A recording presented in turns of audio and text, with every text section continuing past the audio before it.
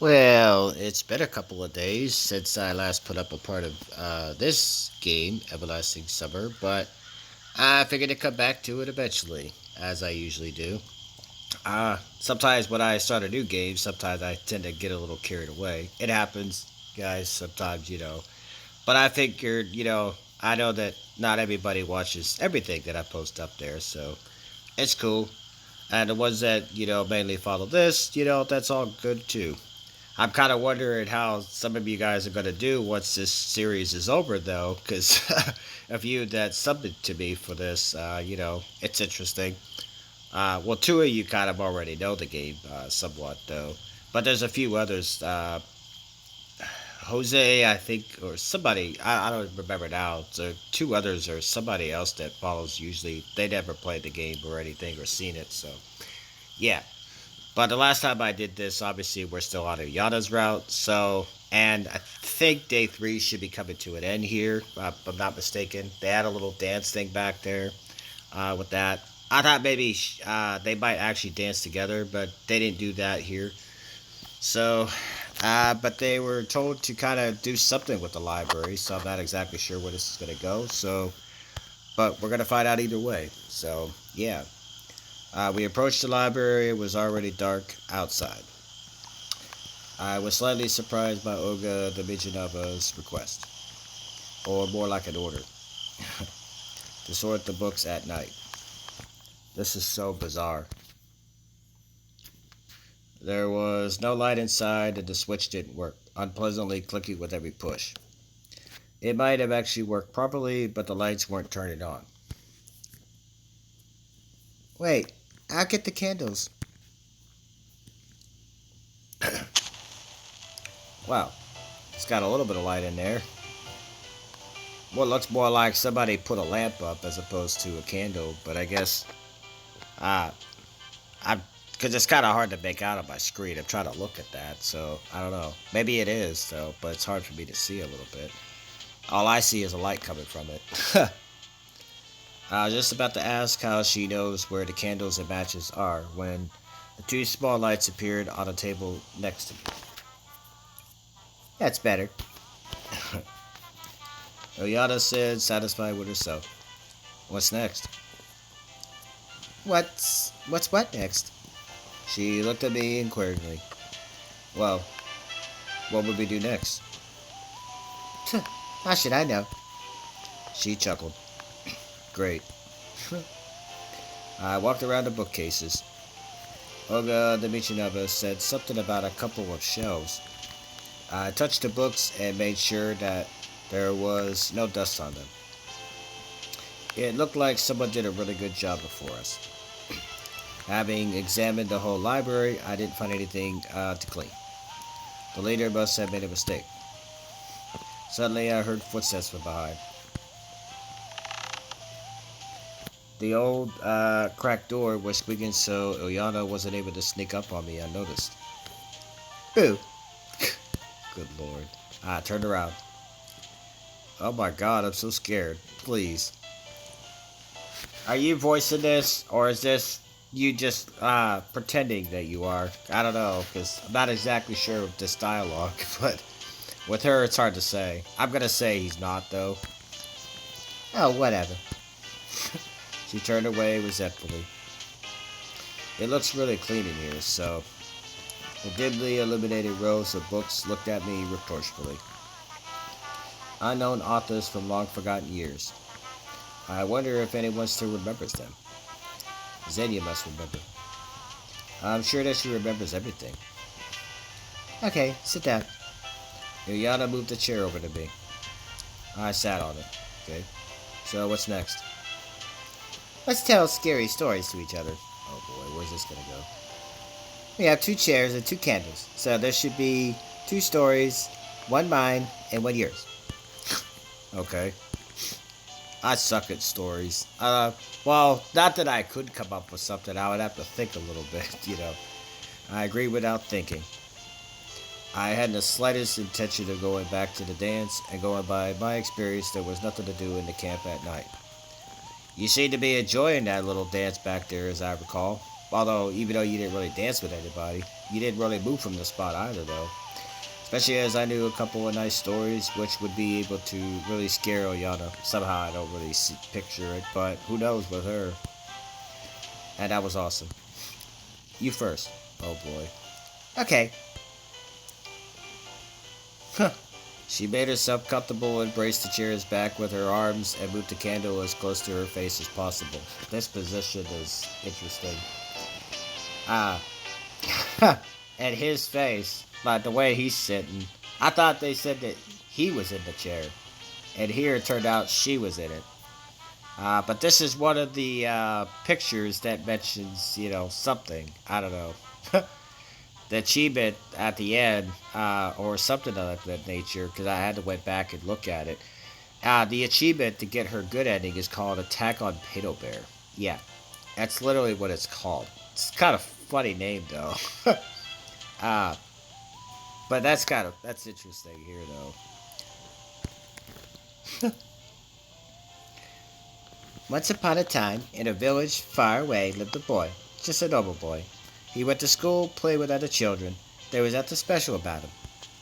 One day, he made a bet with his friend that he wasn't scared to go to the abandoned house. I'm pretty sure she's telling this story. Ayana left a long pause. Well, I didn't do any long pausing. I didn't see an exclamation mark in this long sentence right here. Except for maybe, well, no, they're all periods. Unless if you're pausing somewhere in between there, I don't know. Uh,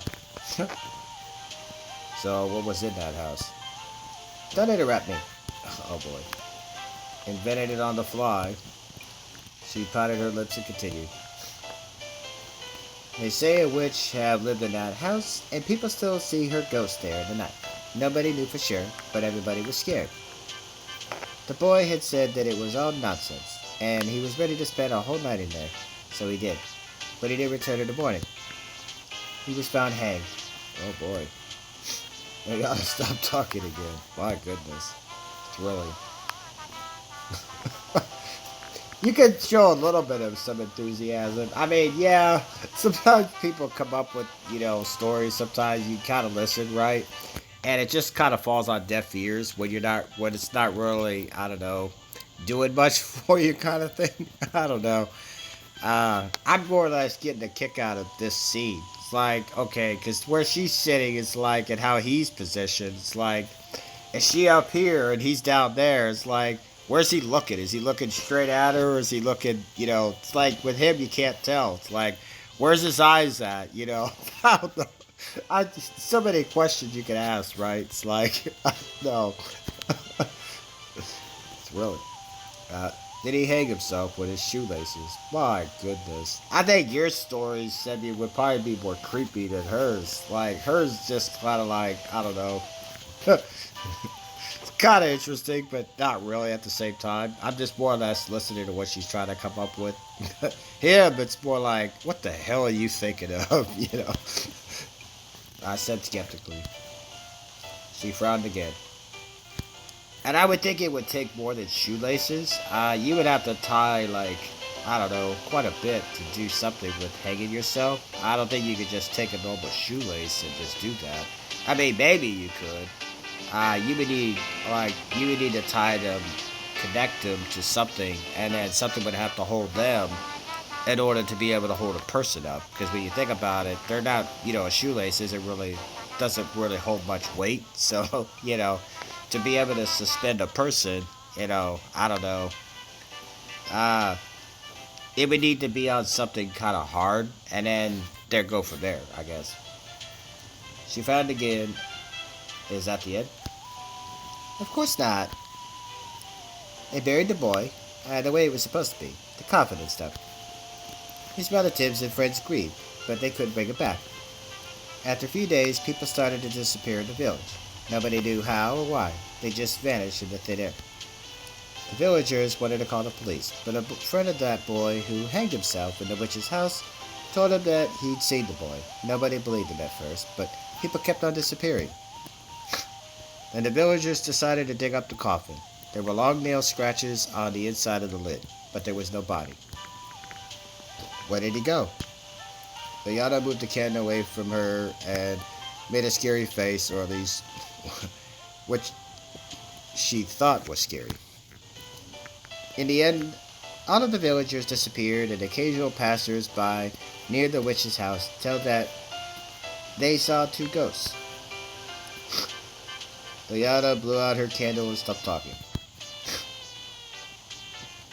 It looked like the story was finished. Honestly, I'm trying to piece together what she always talked, what the story that she was trying to piece together back there. Now, you guys don't have to reveal if this is anything in the game. We know that uh, only one character in this camp is different than everybody else, and that's Eula. Okay. Now, because Simeon hasn't seen her yet, he has no idea what she looks like. So, is her story have anything to do with her in any way? I don't know. Because, sometimes being that they're coming up with, when they do characters sometimes in a game sometimes, they usually pick out something that, okay, maybe we could tell a story with this character without, like, doing anything to give them away kind of thing. And it just make it seem like it was something on the fly. But it could also just be a story that maybe, I don't know, somebody there that's like, you know what? Okay, what could we do like with this writing? What kind of dialogue can we put here for this character, what she could say, right? And then somebody just kind of went from there with it. I don't know. I guess it could go either way. It was kind of interesting. That this whole coffin and then this boy, something happened to him. I'm kind of curious, okay, why did he hang himself? Did he get picked on kind of thing? I don't know. It's usually a story, right? I need a little bit of some detail on that. Give me a little bit more. Other than that, I didn't really think her story was that bad, though. Wonderful. I applauded. Did you? Not quite Pulitzer Prize worthy, but are you scared? Frightened? Oh, I'm just shivering all over. Oh, whatever. Tell your story then. Oh boy. I'm sure I won't even flinch. You probably will. I could tell you would, just because that's to just see it in her eyes. That look right there tells me you probably would run scared somewhere. Oh no. I collected my thoughts and decided to tell a story I had read on the blog of an acquaintance of mine a few months back. Acquaintance, huh? He was quite a good storyteller. At least I liked his style. So success was guaranteed. I certainly didn't remember the story word for word, so I told it with my own words. There is a faraway space station, the last boundary of humanity, located on the border with a hostile civilization, the third month of the ceasefire. It can't be really called a ceasefire, more like not a war. A small group of survivors is exhausted by a long siege. On one hand, they can't retreat, leaving the outpost. On the other hand, they understand that they won't last even a minute if the enemy attacks. Despair is the best word to describe the situation. The food is running out. There is ammo only for a few shots, which will only seem like greeting fireworks. There is only plenty of air and water, owing to the regeneration systems. People didn't talk to each other for weeks at a time. They may just not see the point of wasting their time on communication while death is at the door, or behind meters, a thick station under armor to be precise. It is really better just to wait for the rescue or an enemy's attack. Both outcomes will lead to the end of this torture. This situation looks like a chess game against an invisible opponent. It's the hardest part, endgame. Any wrong move will lead to defeat, yours or your enemy's. But does the enemy know about it? They may be afraid of making a wrong move too. Meanwhile, the humans may move their king, but only one square forward and then one square back again. Any other move will automatically lead to defeat. A step forward is an implied threat to attack, and a step forward is a deliberate necessity of defense. The game would be much easier if the opponent was sitting in front of you. Even an experienced chess player can't hide nervous eye movements, the occasional drop of sweat, or shaky hands. On the one hand, everything is futile. Everyone realizes that the situation is hopeless because no one would decide to make a move to escape the imminent defeat. Except Semyon, right? No. On the other hand, when seeing the opponent in front of you, understanding that he is totally like you and can make a mistake. you can more easily stake everything. The opponent may feel the same difficulties. These are the circumstances of the few men and women on the edge of the universe. There were no orders from headquarters for several days. Though the last orders had contained nothing useful, only the usual demand to keep on defending. One square forward, one square backward, the swinging of an eternal pendulum. At the beginning of the fourth month, the commander decides to retreat. He reasons that the lives of his soldiers are more important than the mythical ideals of humanity. No one would judge him for this. Moreover, they can't change anything. The preparations don't take much. The greatest asset you can save from a sinking ship is your life. The whole station crew board the rescue vessel. The launch sequence starts. 3, 2, 1, and nothing. The bay doors don't open. They send machine mechanics to check for malfunctions, but they don't find anything. The doors should open, but they don't find the second time. Or the third time. The commander orders his crew to leave the station and rescue pods, but they can't launch either. They explain it as technical malfunctions. The crew tries to communicate with headquarters in vain. After a few days, the executive officer notices that there is nothing on the radars, nothing at all. No planets, no asteroids, no enemy ships, just an endless darkness. Oh boy. They ran out of food in a month. Everybody thinks that is the end, but no one dies. Not after a day, a week, not even after a month. Are these people human? I don't know. As if there is no need for food to sustain human life. They're aliens. They gotta be. Come on now. At this moment, or they're zombies, I don't know. The majority of the crew goes insane. Some of them just stay in their rooms and pray. Some wander around the station, some try to commit suicide. But I'm pretty sure he's not talking about that. Can't be. But either point-blank shots with a plasma gun, nor hydrotank diving, nor even simply splitting the veins brings any results. Days pass by, months, or maybe even years. Nobody keeps a track of time. The same people recover their minds again, and normal people go insane. It repeats many times. In the end, the crew accepts its condition. They start to make up occupations, theatricals, stagnings, sports tournaments, readings of self-written books. A lot of family couples appear and many more break up. It is an infinite flow of time, an enclosed loop of a human life, and only the darkness on the radar reminds them of the emptiness inside. But there is an emptiness inside the station too. In the end, people stop living.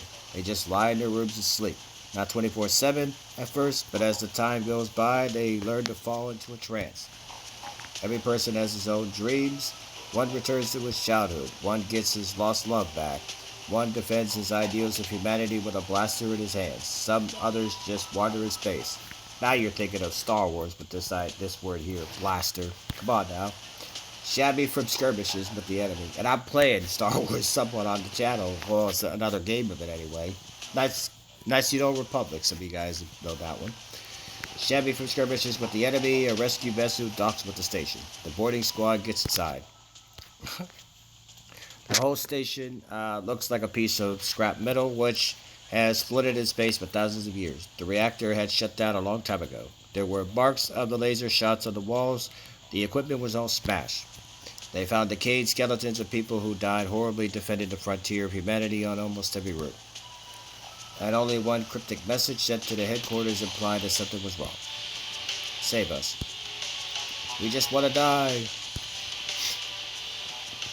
I finished the story and looked at Ulyana. What a crazy story that was. I told you his would probably be something more, like, much more deep than whatever Ulyana here was doing. I don't know. That was pretty deep, I gotta say, on some of that stuff, though. The part that got me back there was you said about them not eating, though. I was like, okay, so what are these people? Are they even human, though? Because it kind of makes you wonder, right? Like, I don't know about that one, because you can't survive off food for, like, weeks, though. Like, yeah, some of us, you could go, like, I've gone a day without eating before. Sometimes even 2 days. It just depends. But usually, I By that second or third day, though, you do start to feel it after a little bit. Your stomach kind of starts to cramp up a little bit if you go too long. With drinking, it's even worse for you because you need liquids to kind of flush out your system a little bit. Yeah. So with water, as long as with water, as long as you drink a little bit of that, too much, you could stretch, not eating for only maybe a couple days. Weeks on end, though, no, it's be impossible to do that because your muscles eventually start breaking down, and then your system would fail, and then you just die. So that wouldn't really work, over the long run. Her face was concealed by the darkness. So that's the story. I blew out the light. Boy, oh boy. Don't figure that she probably would be the one. But this is kind of amusing to see. Ulyana shrieked, rose up, and threw herself towards me. Yeah, go figure. It's kind of cute, though, I gotta say. Although where his hands are, it looks like it's like, hey, is it okay if I grab the ass? Sure, it's okay. There's no police around. Nobody can't get in trouble for this position, can you, officer? Or what? Open up. It's the police. I swear, I was just telling a horror story, kind of thing, and she got scared, and then, that's why she's throwing herself at me. I don't know. I don't know. We fell on the floor. Oh boy. What's up with you? Nothing. I kind of wonder what kind of race she is, because even though this game is set in Russia, Ulyana's skin is definitely darker than the rest of the characters. If you ever notice, the rest of them, they're pretty white. But Ulyana here, I don't know, she's pretty dark, in terms of her skin color. Not dark like that type of dark, but because you gotta figure not everybody that lives in Russia, even if they speak Russian, are actually of the official race that actually live there. Because you figure, okay, so many people that might speak the language, but since every country has other races and sometimes that might live in a different country, they just kind of pick up the language. So I'm kind of wondering what she is. Like I don't know. It's something that I kind of thought about. I didn't really think of it too much because maybe I should have said something like when I first played it a few times, but since I wasn't really doing it around, I figured, okay, it doesn't really make a difference. But after you look at her, though, yeah, she definitely, I don't know. Maybe she, because you figure there's a few countries that surround, Russia besides, the continent itself. You have Bulgaria, you have uh, some Samoans lived around there. Like, I'm trying to think of a few countries that might have people that might have somewhat of a tan. Uh, yeah, because you got the people from like Bulgaria, for example, they kind of speak a similar language, somewhat, but different at the same time, too. Though, you know, because Russian, it's mostly a Ukrainian like language, kind of thing. So I don't know. It's just something that came to mind anyway. Nothing. Her voice sounded very scared. Looks like my story hit the jackpot. I mentally congratulated myself. I mean, they do look kind of. It's kind of hard to picture these two as a couple. I don't know, but obviously, since he kind of went back into his teenager days, obviously he's not that much older than she is. So I don't know. Ulyana wasn't having fun though. She embraced me, shivered, and sobbed. What's wrong with you, you silly thing? I patted her head. That face doesn't look like you're patting. It looks more like, can you get off me? I got a grumpy face. I'm kind of angry. I don't know. It's the face he's making here. It's kind of hard to think what he's thinking, though. Her, it's like, I'm actually comfortable. It's just a story. It's not real. You and your stupid stories. Cuddled up to me more. Good lord. Were you that scared? Yeah.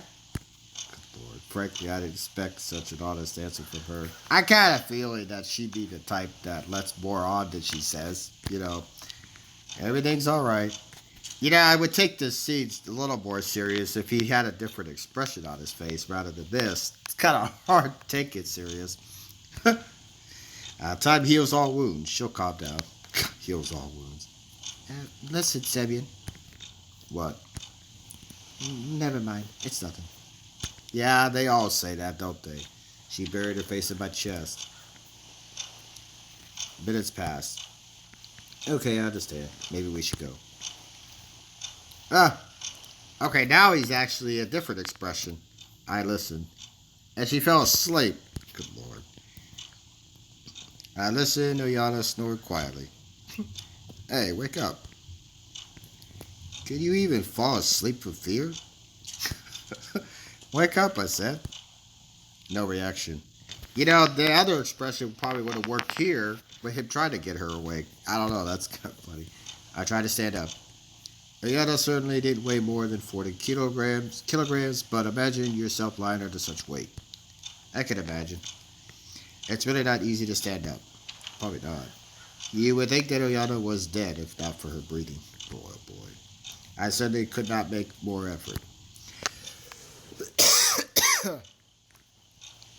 But then I'd wake her up and it would all start again. Such an inevitable situation.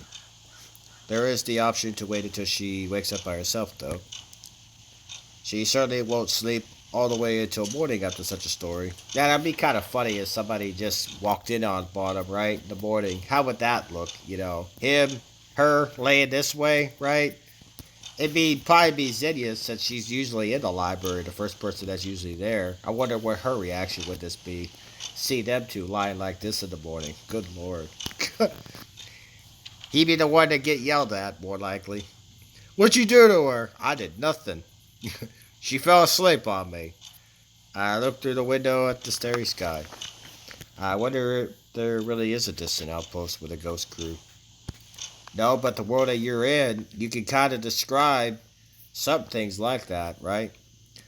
My eyes slowly closed, and in a moment I fell asleep. Let me guess, he's gonna dream whatever he just said back there. That's funny.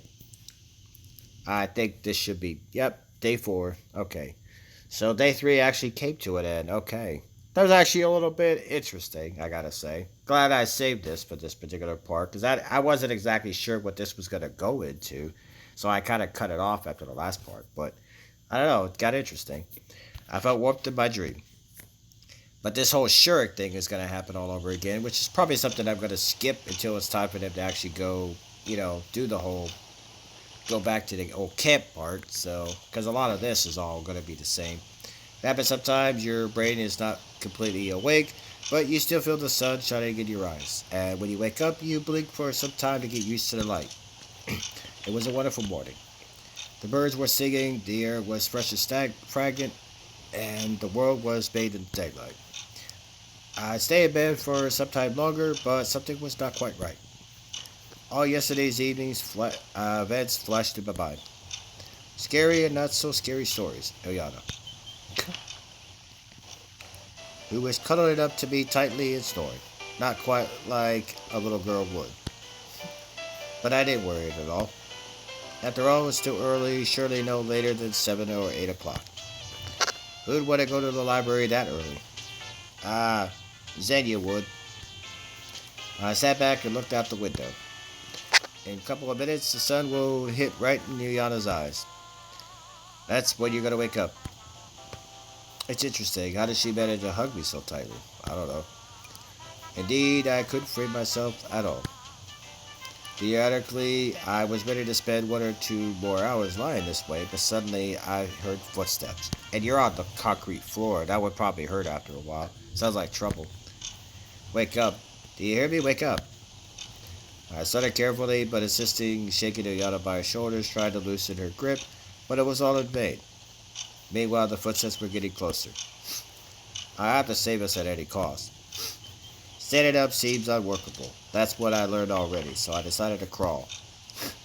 I don't see you crawling. How you doing that? My moves strongly resembled reservist training, which I never attended. A soldier dragging his injured officer while under an artillery attack. But you're not dragging anybody. You're just, well, maybe he's doing that. I kind of have to picture you just maybe, because looks like you're just lying this way, I don't know. The officer is unconscious. The soldier is exhausted and layers of barbed wire surround him. Oh boy, here we go. I barely managed to crouch behind a bookstand and hide Ulyana when the library door opened. It's probably going to be Xenia. Xenia was standing on the doorstep. Yeah, go figure. It's exactly who I figured it would be. She seems a bit over committed to her work since she is coming at the crack of dawn. Wait. Oh, it's electronic too. I heard a familiar voice. A visitor. So, she indeed does have a reason to come here. Why couldn't she come yesterday? Or today, but later? Science waits for nobody. Science. It was electronic. Hold on for a sec. I'll find it. She headed towards me. Oh boy. I barely managed to turn Ulyana around so that she was on my back and crawled on all fours to a nearby bookshelf, where I collapsed and tried to catch my breath. She doesn't look like she's awake. What was it? Cybernetics mathematics? Or mathematical cybernetics? It seems she didn't notice us. I'd like something about the electronic bombardment of photovoltaic acts. What? Are you crazy? Why would we have something in military? That's not military at all. Sometime they both were silent. Xenia? What? Let's go down to the river tonight. What for? Well, just I have a lot of things to do. Come on, get moving. Your robot is waiting for you. Okay. The door slamming was like an empath for electronics love struggles. Does he have a thing for her? That's kind of interesting. He doesn't. He didn't seem like that though, but who knows? Seems like he is not a cold-blooded robot after all. I chuckled quietly. Don't know what that means, but okay. Anyway, laughter seems a bit inappropriate. We have to escape the library somehow. I think they're gonna get caught. It's just way too obvious with this guy. Waiting until Xenia goes for breakfast seems to be the easiest solution at the moment. She's a communist laborer worker after all, not one of electronics' mythical robots. She has to at least eat sometime. Meanwhile, Ulyana wasn't gonna wake up. At least she's not snoring anymore. The library was silent.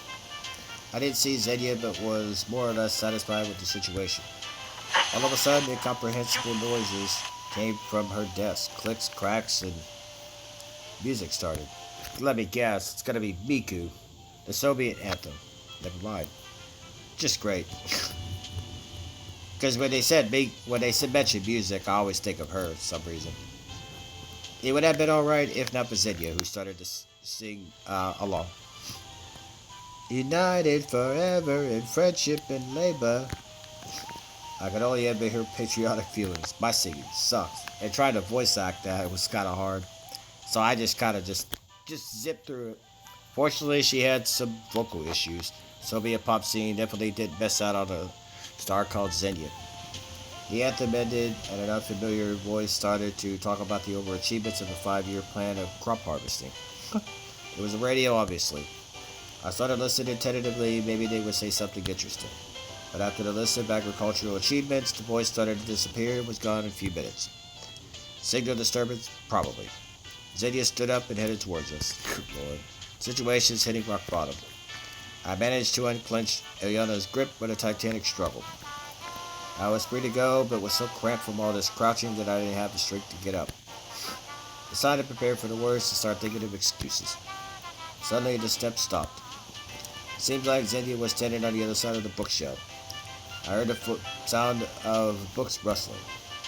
Probably she's looking for something. She took a book and returned to her desk. The door slammed open. Xenia. Oh boy. Have you seen that? Oh god, Ulyana was definitely out of breath. Ulyana. It's probably gonna be about us. Slavic. Oh good lord. Shurik, I should say. A guy I could care less about. Let the guy stay down there. No. Xenia answered with surprise. The door was slammed as loudly as the previous time. Seems like everyone is looking for us, and Xenia will start to look around the library. But unfortunately, that very moment the bell sounded in the distance, calling pioneers for breakfast. Xenia, being a punctual person, decided not to linger and left the library in a few minutes. There was only me and Ulyana in the library. Then it was time to decide what to do with her. No longer afraid of being caught, I bent down and shouted at her ear. Wakey, wakey, eggs and bakey. What the fuck? I thought it was, I don't know, the first two. I get the reference on that one, but the eggs and bakey, I thought it was a different saying that went after that. I don't know. She instantly jumped and started to look around. Noticing me, Ileana's eyes widened. What are you doing here? Playing at spies. Huh? She literally forgot. Never mind. Did you sleep well? Yes. Seems she's not yet completely conscious. Breakfast? Yes. Oh boy. We left the library. At last. Now it was certain that I won't have to explain to anyone the what, how, and why of Ulyana and myself being in there all night long. Somehow I feel like you will. But I'm gonna save this to come for the next part because it's gonna lead into all that and then sure, which I could care less about. So, but this was a good part here. So, either way, hope you guys enjoyed.